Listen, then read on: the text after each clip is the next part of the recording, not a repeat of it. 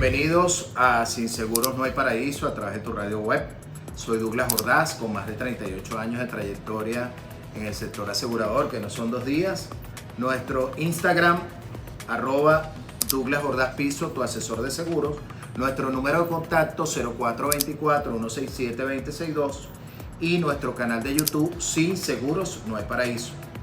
Hoy nos visita una grata visita en este estudio el señor José Luis Mancela Rangel, un profesional que viene trabajando en este sector desde hace muchos años, desde 1982, y traer gente que tiene muchos años en este sector, que son generaciones que han trabajado en la actividad aseguradora.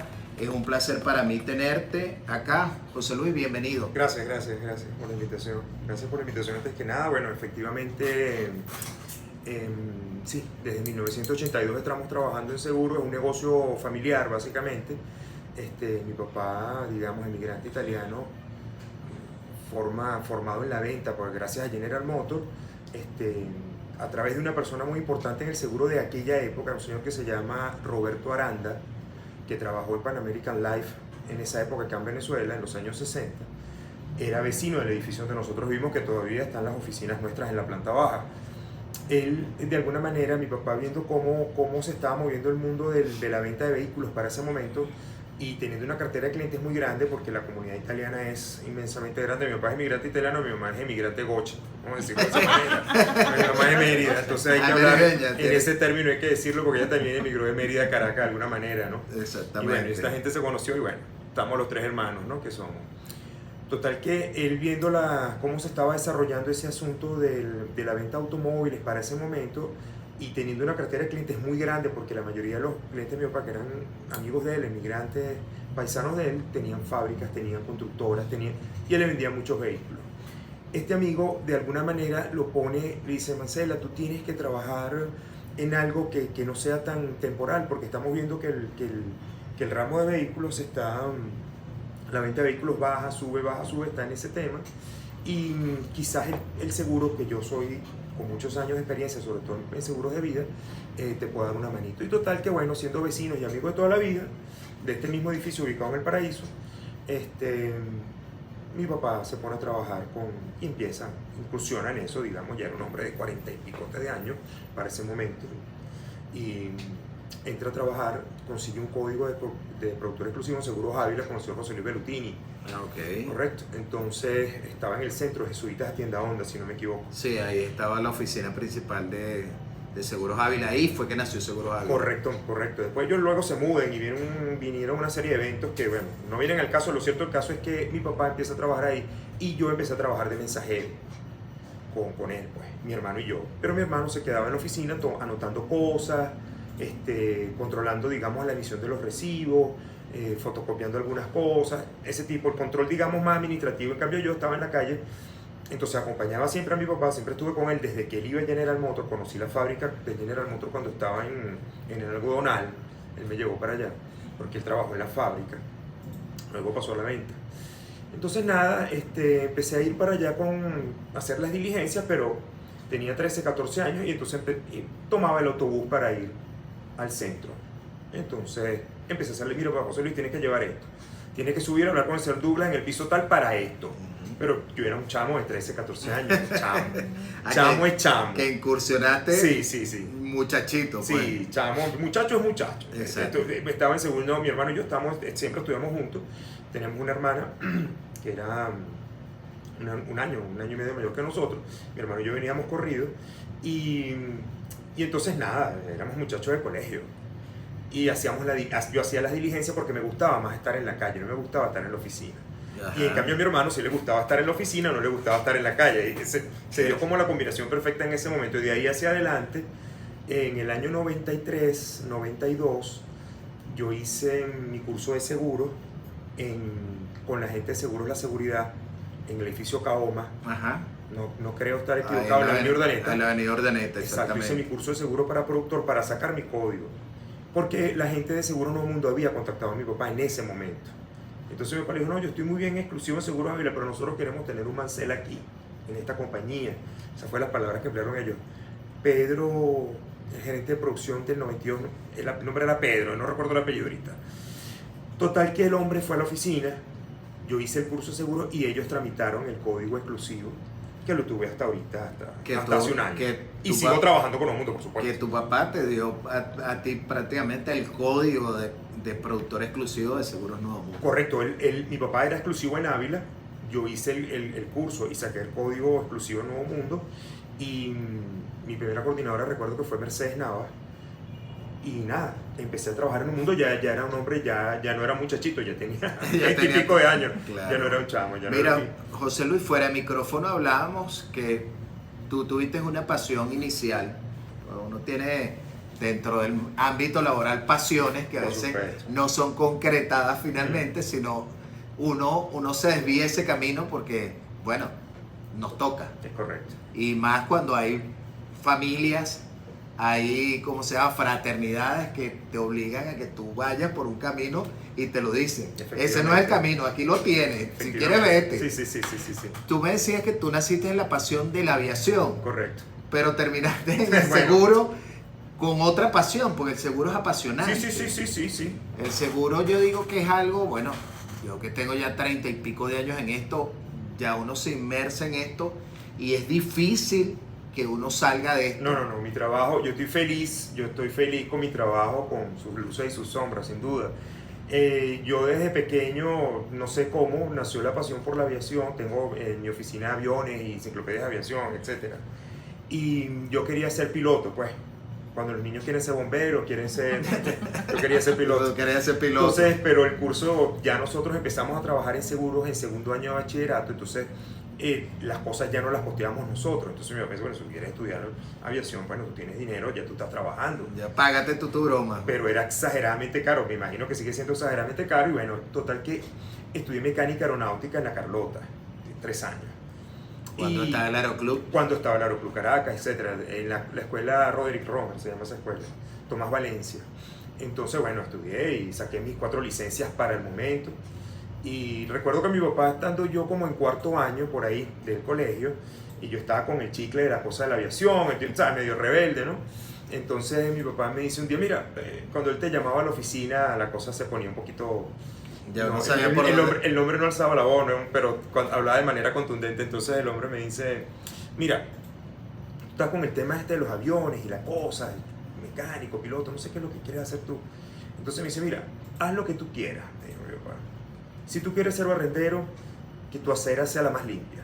Eso es lo único que te puedo decir. Haz lo que tú quieras, pero tienes que hacerlo de esa manera. Claro, en ese momento, todo lo de la aviación vino después, porque yo incluso tuve 2 años en la Católica, y luego hice el curso de seguros, y finalmente cuando hice el curso de seguros y saqué el código de productor y ya había como completado esa meta, conseguido esa meta, le dije a mi papá, mira papá, ahora sí voy a estudiar para piloto, no porque es de verdad muy caro, muy costoso. Es muy costoso y no llego, pero voy a sacarme ese clavo y bueno, y me gradué de técnico aeronáutico y bueno, digamos que esa parte también la cumplí en cierta manera. Es como un hobby hoy en día. Claro, la aviación es una pasión y es un hobby también. Al que le gusta el tema aeronáutico, a mí me apasiona. No solamente por el tema de seguros, sino que estoy inmerso también en un proyecto por ahí de aviación. Y cuando uno se mete en eso, como una pullita ahí que te hace que tú expandas. Entonces empiezas a ver aviones por todos lados, entonces te rodeas de aviones. Es correcto. Es una cosa así, yo en mi oficina, tú la ves igual, aviones de todo tipo, de combate, de cada tipo de avión, y cuando voy a un aeropuerto lo que busco es, mira, para ver si hay un avión, una cosa de esas, pero es un mundo muy apasionante.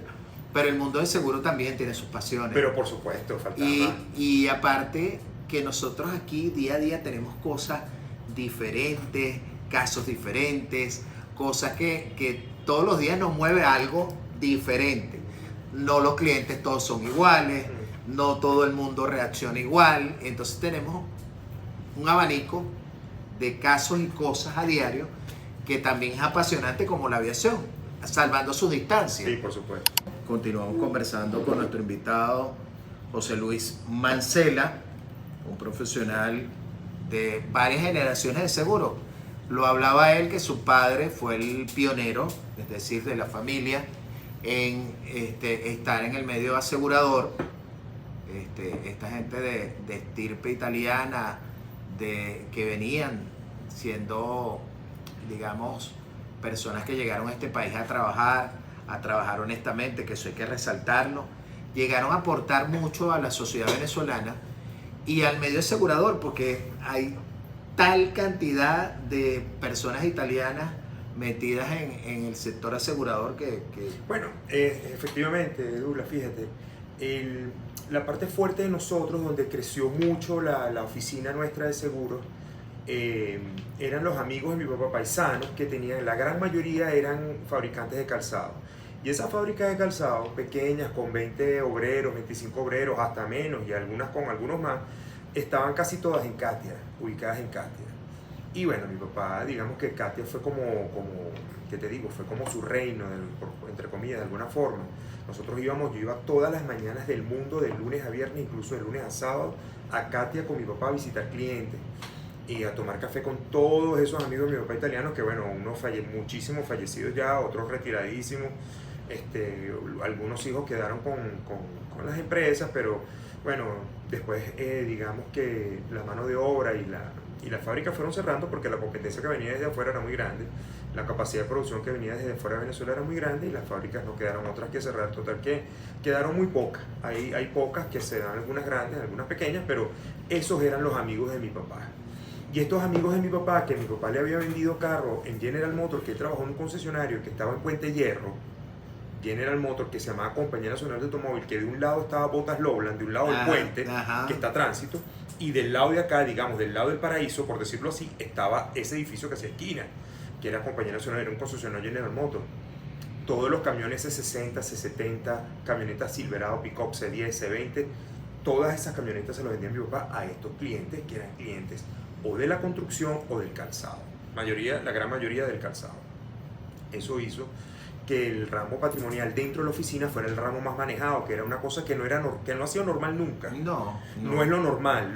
Pero fíjate, yo tuve la experiencia trabajando en la Adriática Seguros, que te decía fuera del micrófono, pero la gran mayoría de gente italiana se dedica mucho al negocio patrimonial. Es correcto. Porque la comunidad italiana se dedica a dos cosas: o al mundo de la zapatería o al mundo de la construcción. Es correcto, claro. De hecho, aquí habían constructoras muy grandes en Venezuela, propiedad de los italianos. Sí, señor. Constructoras que son todavía referentes, y hicieron construcciones muy grandes en Venezuela, producto de esa gente que vino de Italia con mano de obra italiana a trabajar en este país. Y muchos se dedicaron a eso. A Katia en el tema de zapatería y a la construcción en grandes empresas constructoras de este país. Entonces, ¿cómo es eso de trabajar en una familia de tradición aseguradora? Que es importante saberlo, claro, porque tú te formaste, lo decías muy apropiadamente, que tú te formaste desde niño, claro, en un seno de familia aseguradora. Sí, correcto. Prácticamente fue lo que conocimos, porque yo conozco al principio la parte cuando mi papá trabaja en General Motors y luego pasa a la venta, y ahí hay un tránsito donde estos clientes que eran, como tú decías, constructores o fabricantes de calzado, ellos compran vehículos comerciales justamente para su trabajo, camiones, pick-up, ese tipo de cosas. Y manejaban grandes maquinarias también para movimientos de tierra, etcétera, etcétera. Entonces esta gente, nosotros vimos ese tránsito de lo que fue la venta de vehículos hacia la parte de seguro, hasta que definitivamente ya, digamos a mediados de los 90, quizás un poquito antes, entre el 90 y el 95, se consolida definitivamente la parte del seguro. Ya la parte de la venta de automóviles ya había pasado y ya estábamos consolidados con la parte del seguro. Para ese momento, afortunadamente para nosotros, la situación del país era muchísimo trabajo con empresas pequeñas y empresas medianas fabricantes de calzado y algunos constructores. Y eso nos dio a nosotros muchísimo trabajo. La oficina se abría a las 6 de la mañana. Dejamos la oficina, mi hermano estaba a las 6 de la mañana ahí adelantando trabajo, mi papá y yo no íbamos a la calle. Regresamos como en el piso 6 de ese mismo edificio está el apartamento donde vivimos toda la vida. Mi mamá tenía el almuerzo listo para almorzar todos en familia, que era una tradición muy Muy buena. italiana. Sí. Todos en familia. Yo almorcé, puedo decir que todavía hoy con mi esposa y con mi hija almuerzo en la casa cuando ella hoy en día ya llega a la universidad, pero todavía tengo esa dicha de, digamos, almorzar en familia, algo que sé, porque también mi esposa es hija de italiano, entonces pues, se conserva mucho ese punto. Total que durante muchísimos años, incluso desde el año te puedo decir que eso se llevó a cabo hasta principios de los 2000. Ya después mi hermano se casa mi hermana, me caso, entonces ya era como de visita, no almorzar. Pero en el núcleo de la familia se mantuvo cerrado como hasta principios del año 2000. Hasta almorzar juntos y de otra vez a la oficina y otra vez a la calle. ¿Y cómo ha sido esa transición generacional? Porque los viejos de antes manejaban el negocio de una forma, sí, ahora uno la maneja de otra forma, porque anteriormente era todo muy mecánico. Sí. Y ahora eso hay que transformarlo a la tecnología, que la tecnología vino Bueno, para ayudarnos, que tú me explicabas algo fuera de claro. micrófono, que ya es más fácil Sí. el manejo administrativo, pero sigue siendo el mismo negocio. Sí, no, el negocio sigue siendo el mismo. Yo estoy seguro que si mi papá estuviera ahorita acá, se le complicaría bastante el asunto porque bueno, él no se manejaba así, él era la planilla, vamos a buscar la firma, él le gustaba eso, era una cosa increíble, porque yo le decía a mi papá, ya terminamos el trabajo de la tarde, no tenemos que salir. Hay que buscar el cheque. Sí, vamos a buscar el cheque. Sí, Exacto. Vamos a asegurar el carro con el M3. Mándame el M3, imagínate lo que te estoy hablando. Tú me estás hablando de historia patria. Bueno, entonces nada, ese tipo de cosas, ahorita él vio como, digamos, en su última fase de trabajo, vio esto. El internet, ese tipo de cosas, mándalo por correo, esas cosas, pero él ya no estaba adaptado para eso. Su mentalidad y su formación no era esa. Sí. Nosotros veníamos como el relevo, que nosotros pasamos en la transición. También. Porque nosotros venimos de las planillas físicas a la planilla digital, etc. A la cuestión en correo PDF, o sea, ahí cambia un poquito la cosa. Ya uno se adapta, mi hermano manejaba esa parte. Yo cuando mi hermano se va a Estados Unidos en el 17, yo quedo a cargo, digamos, de la oficina, y sí me costó un poco entrar como en el redil donde todo era digitalizado, todo era con clave. Yo tuve que entrar a ello, siempre estuve más en la parte de la venta en la calle, pero bueno, al final se logró y aquí estamos. Tuviste un proceso de aprendizaje. Sin duda, fue un proceso de aprendizaje. Yo digo que este sector nos da muchas oportunidades de aprendizaje todos los días. Sí. Nosotros somos privilegiados de estar en un sector que todavía podemos trabajar, que todavía podemos avanzar a pesar de que la economía nos golpea y la cosa no va tan bien como en otra hora. Claro. Tú bien lo decías, en los años 80, 70, 80, 90, eso era muy prolijo el tema de la venta de seguro. Había la conciencia de cada una de las personas de asegurar un kiosquito hasta asegurar una gran empresa, pero eso se fue diluyendo en el tiempo por las condiciones económicas, cosa que se ha venido en estos últimos, digamos, 3, 4 años rescatando un poco. La gente ha tomado otra vez conciencia a raíz de la pandemia también, que choqueó mucho a las personas y tuvo que hacerse el tema de volver otra vez a recuperar esos fueros y esas cosas para poder volver a llevar al seguro a un nivel un poco más adecuado a lo que se había perdido, porque se perdió mucho terreno. Sigue con nosotros el amigo José Luis Mancela, una persona que tiene muchos años en el sector asegurador, segunda generación de una persona que comenzó a hacer un negocio de seguros o como asesor de seguros en su época, que era su padre, el señor Mancela, y él siguió ese camino que lo ha llevado a tener éxito durante la carrera que emprendió como asesor de la actividad aseguradora. Actualmente trabaja con una compañía que es Seguros Nuevo Mundo, que es productora inclusiva de Nuevo Mundo. Con tres compañías. Y bueno, José Luis, que yo veo que lo hablábamos fuera de micrófono, que el mundo es muy cambiante en el sector asegurador, porque veníamos de otrora, de una economía robusta, de muchos negocios, de muchas cosas que han cambiado, y el asesor de seguro ha tenido que reinventarse. Todos nos hemos tenido que reinventar en una economía tan cambiante como la que ha sido la que ha vivido Venezuela en los últimos 25 años, y es lógico. ¿Cuál ha sido la reinvención que ha tenido José Luis Mancela en este caso, para poder mantenerse en el negocio? Porque bueno, fíjate, mi papá, como te decía, empezó siendo exclusivo, siempre fue exclusivo de seguros Ávila. De luego, yo me hago exclusivo de seguros en Nuevo Mundo a principios de los 90, y luego al principio de los 2000, por ahí, mi hermano se hace exclusivo de seguro mercantil. Okay. Entonces dentro de la oficina teníamos como un microcorretaje, por decirlo de alguna manera, haciendo códigos exclusivos lo de los tres. Entonces era cómodo, para nosotros era muy cómodo, porque mi papá hacía una parte que era, digamos, tomar café con la gerencia de las compañías de seguros. Son las relaciones públicas. El relacionista público. Exactamente, y a ese nivel. Y entonces yo tenía otro nivel, que también era algo de eso, pero también estaban, qué sé yo, los amigos míos analistas, la gente mis coordinadores, que siempre tuve unos coordinadores fantásticos en las compañías de seguros donde he estado.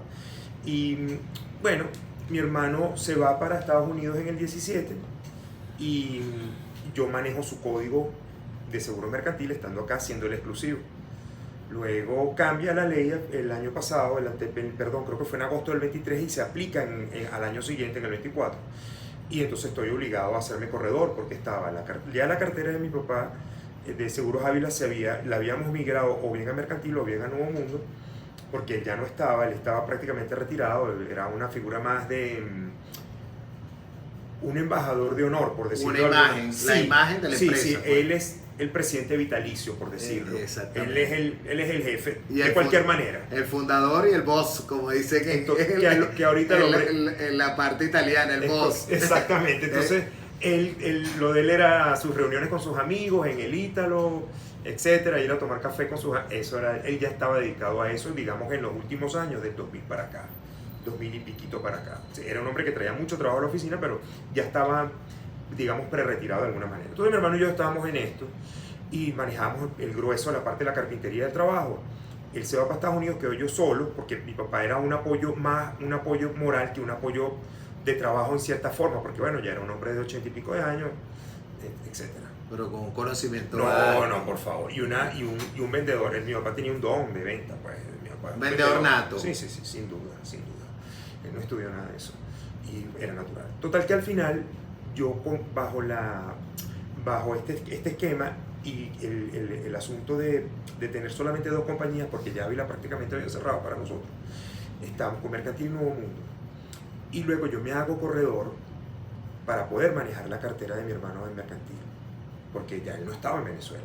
Y migramos la cartera a mi código de corredor. Yo soy corredor de hace un año. Migro la cartera y abro un código por medio de una persona fantástica que conozco, que es Kaylin. Seguramente va a ver este programa adelante. Yo la cito. No, ya le hemos entrevistado. Sí, Kaylin, ella es mi coordinadora en Nuevo Mundo, que como te digo, tuve siempre muy buenos coordinadores en toda la compañía. Y me recomendaron ir con ella en Hispana. Y tengo mi código en Hispana de hace un año, código de adentro, ya como corredor. Entonces trabajo con esas tres compañías y de verdad me siento muy cómodo y estoy bien. Pues. Fíjate, algo que yo he hecho en estos últimos años también, diversificarse tanto no es bueno. Sí. Eso es algo que uno tiene que tener bien claro cuando uno es asesor. Pues uno tiene el título de corredor, yo digo, pero nosotros que tenemos una formación de seguro de antaño, de gente que nos enseñó a hacer las cosas de manera correcta, tener tanto volumen de compañías en un abanico no es bueno. No, de ninguna forma. Y no es sano, porque administrativamente te vuelves loco. Pues. Sí, claro. Declaración. Lo importante de esto es que si tú tienes como corredor, y eso es un consejo para los corredores que siguen este programa, es si tú tienes una cartera modesta, porque todos tenemos una cartera modesta, tratar de concentrar eso en 2, 3 compañías, máximo 4, como tener un cuarteto para hacer eso, pero no hacerlo de manera desmedida. Yo critico mucho eso, el corredor que tiene una policita aquí, una aquí, porque al final tu identidad como marca o como persona o como decir, "Oh, José Luis Tancela viene para acá y tiene negocios aquí". Y ya es otro trato. Sí, claro, claro. Ya es otra manera de negociar. Y eso lo aprendimos de la gente mayor que nos dio el testigo a nosotros. De que ellos decían, es bueno tener peso en una compañía porque tú puedes sentarte a negociar desde la presidencia hasta el analista, cosas para tus clientes. Porque al final a veces hay cosas que no son directamente negociables, pero tú con un peso en una cartera lo puedes negociar. Bueno. Recordamos nuestro Instagram, Douglas Ordaz Piso, tu asesor de seguros, nuestro número de contacto 0424-167-2062 y nuestro canal de YouTube, Sin Seguros No Hay Paraíso. Se mantiene con nosotros nuestro amigo de una larga trayectoria profesional y familiar, que eso hay que destacarlo, José Luis Mancela. José Luis, dentro de todos esos años vividos tú en tu carrera de seguros, porque bueno, ha sido una carrera longeva, si vamos al caso, comenzaste desde muy niño, por todo lo que hemos hablado, debe haber experiencias gratas o cosas que contar, que sean cosas que hayas vivido, que te hayan marcado. Hay clientes que lo dejan a uno con esa huella, esa marca, y eso uno lo recuerda por años, y siempre es el memory record que tenemos nosotros en seguir avanzando en esto, porque a veces hay experiencias, yo particularmente las he tenido, de gente que ha recuperado su salud, gente que se ha salvado porque uno le ha vendido una póliza, gente que ha recuperado un negocio porque bueno, se le incendió y el seguro le respondió y volvió a tener el negocio. Esas son las cosas gratas que uno vive y que te llenan y te dejan el sabor sabroso a seguir trabajando esto día a día, porque esto es una pasión. Sí, sí, sin duda, sin duda. Bueno, fíjate, ahorita me hiciste recordar un caso de un amigo de mi papá, también fallecido, murió un poco antes que mi papá, un gran amigo de mi papá, muy, muy buen amigo. Él tenía una fábrica de colchones y una algodonera. Tenía los dos negocios. Riesgos altos. Riesgos muy altos. Tenía una fábrica de colchones y tenía una algodonera. Las dos ubicadas en Cate. La algodonera se incendió en un momento, en años, digamos, recientes, hace 10 años, 15 años, no recuerdo bien. Bueno, lo cierto del caso, que yo llevaba mi bolsito con mis papeles y mis cosas, no sé, con mi papá, y entonces había algo que firmar, y estamos en la oficina del señor Miguel, y recuerdo que yo abro mi bolso y estoy buscando, señor Miguel, no consigo el bolígrafo. Entonces el señor Miguel me dijo, bueno, mira, José, voy a decir algo, un buen vendedor nunca tiene que salir a la calle sin un bolígrafo. Entonces me dio un bolígrafo de la colchonera. Ese evento lo recuerdo porque eso fue hace muchos años, estaba chamo y estaba como, digamos, como que medio nuevo, pues, enfrentando a los clientes. Y sí tenía mis bolígrafos y mis cosas, pero te pusiste nervioso. Entonces ese día no lo tenía, no estaba en el bolso. Y cuando él me dijo eso, mira, nunca se... Y desde ese entonces, yo tengo como 4, cargo una librería ahí en el... Yo cargo uno aquí, uno en el bolso. Sí. Yo digo, por si acaso, uno en el carro, porque uno no sabe. Y eso era así, José Luis, porque a veces pasaba de que el cliente te tenía que dar el cheque ahí mismo, y a veces el cliente te decía, mira, préstame el bolígrafo. Y uno... Mira, yo tengo una experiencia con un gran amigo cuando yo terminé de trabajar en la Adriática de Seguros. Yo me fui un año a trabajar con un corredor de seguros, porque yo decía, este carajo tiene algo que a mí, yo no lo tengo. Que era que él con la solicitud, él llegaba a la Adriática con la solicitud, con el cheque pegado ya. Imagínate, sí. Y yo decía, eso es un arte, eso hay que aprenderlo. Él tenía esa virtud, porque eso es una virtud de vendedor, de tú venderle un producto y que todavía no te den la cosa, pero tú quitarle un cheque. De una vez, ya le sacaste los billetes. Yo le decía, pero ¿cómo haces tú, hermano? Y él me decía, no, pero es que él vivía en los Altos Mirandinos. Y tenía que bajar, él trabajaba todo el día en los Altos Mirandinos y tenía que traer la solicitud. Eso no era que tú metías la solicitud por la web, nada de eso. Él tenía que traer las solicitudes físicas. En física, en papel. En papel a la compañía de seguro para que nosotros, los suscriptores o la gente que trabajaba en la parte técnica, hiciera la póliza. Y él traía ya el cheque listo. Él decía, no, es que yo no me puedo dar el lujo de devolverme a que me den el cheque y Gustavo González, él era un artífice, y yo me fui un año antes de ser corredor a trabajar con él en su oficina, porque yo decía, yo este arte tengo que aprenderlo. Bueno, mi papá hacía mucho eso.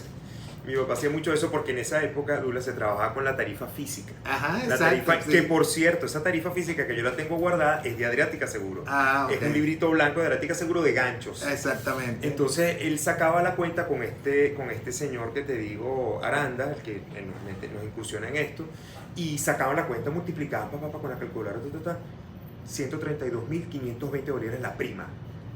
Entonces ve con la planilla para que te la firme y sácale el cheque de una vez. Seguro Ávila compañía en esa época, Seguro Ávila compañía 132.000 o 20.000, lo que fuera, la plata que fuera, y daba cerca. Entonces si había una pequeña diferencia, la compañía adaptaba la prima a eso, pues, pero se venía con el cheque en la mano. Sí, es que, Se venía con el cheque en la mano, es que en el bolsillo. la venta era muy distinta. Sí. El nivel de confianza, que eso es otra cosa que tú me vas a decir ahorita. Uno crea en esta carrera lazos de amistad con los clientes. Claro, por supuesto. Se terminan siendo amigos tuyos. Cuando ya hay un nivel de confianza y que uno es confiable para una persona, ya terminas conociendo la familia, ya terminas conociendo su intimidad, que eso a veces es difícil permear hacia un cliente. Pero eso llega a uno un momento que ya uno, cuando uno es buen asesor, ya la confianza la tienes, ya la persona te va introduciendo en su núcleo familiar y ya eres parte. Correcto. De esas personas que llaman inclusive para preguntar cosas que no son No, de por seguro. supuesto. Y tú como, de repente como intermediario tienes que saber un poquito de todo, tienes que saber un poquito te voy a decir, Fórmula 1, Champions League, de medicina, algo de religión, algo de temas políticos, Medio Oriente. Siempre tiene, porque hay un tema comercial que sale por alguna parte sale. Por alguna parte sale. Y mi papá, que yo aprendí, lo que pasa es que este señor que tú tuviste un año, yo lo tuve 40 años al lado. Entonces, imagínate, ¿no?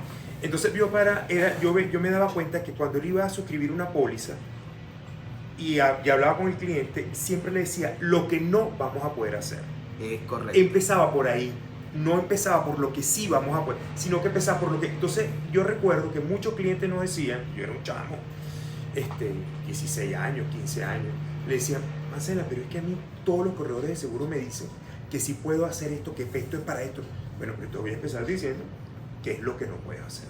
Entonces yo me di cuenta que por ahí la magia de captar clientes era por esa vía. Es así.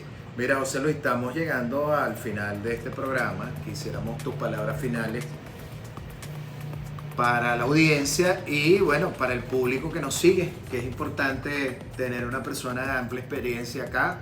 Y para mí es un honor haberte entrevistado hoy, siendo segunda generación de personas que vinieron a trabajar aquí a este país. Y hay que exaltar eso, aquí vinieron inmigrantes que hicieron país. Y eso es importante. Bueno, mira. ¿Qué te puedo decir, chicos? Te voy a decir una cosa que justamente, ¿qué te puedo decir? Recordando a mi papá y a mi mamá siempre que como el apoyo interno detrás de la organización está una buena madre, digamos, ¿no? Que siempre está apoyando a su esposo, el padre de esta gente que está haciendo esto. Mira, mi papá decía, yo le pregunté una vez a mi papá, porque yo estoy convencido que los inmigrantes quieren más a Venezuela que muchos venezolanos, lo digo porque mi mamá es venezolana y mi papá es italiano. Mi papá una vez me dijo, mira, yo yendo a General Motors, ahí en Puente Llegaron, le pregunté a mi papá, 7, 8 años, yo siempre estaba con él, le pregunté, mira papá, ¿tú tuviste una novia antes que mamá? O sea, preguntas de muchacho y discreta. Entonces mi papá me dice, por supuesto. ¿Cuál fue tu primera novia? Venezuela fue mi primera novia, así se llamaba. Qué entonces, bonito. bueno, mira, ¿cómo vamos a hacer? Querer a este país, seguir adelante, es lo que hay que hacer.